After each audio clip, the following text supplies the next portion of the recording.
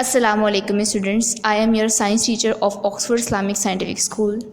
This is our lecture number 3 of unit number 1, the five senses. Nose, the organ of smell.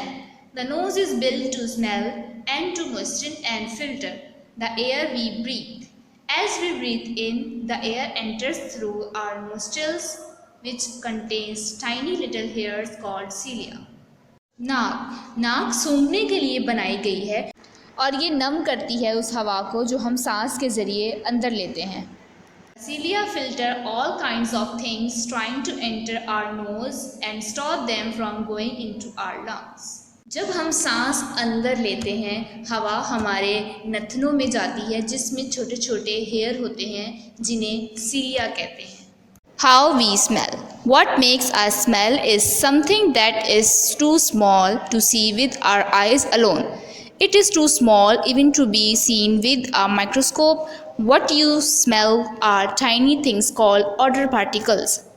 Millions of them are floating around waiting to be sniffed by our nose. How we smell. हम कैसे सूंघते हैं. Smell को हम अपनी आँखों से नहीं देख सकते क्योंकि इसके पार्टिकल्स बहुत छोटे होते हैं.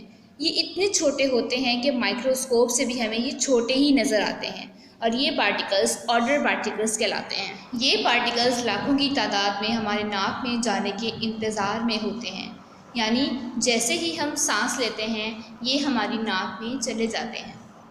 In the nostrils, the odor particles are recognized by special structures. These then send signals or messages to the brain. The brain recognizes different smells such as sweet smelling flowers, food being cooked or something burning. Odor particles हमारे नथनों में एक ख़ास साख्त से पहचाने जाते हैं. ये दिमाग को सिग्नल और पैगामात पहुंचाते हैं. फिर दिमाग इन स्मेल्स को पहचानता है कि ये किसी फूल की खुशबू है, किसी खाना पकने की खुशबू है या किसी चीज़ के जलने की खुशबू है.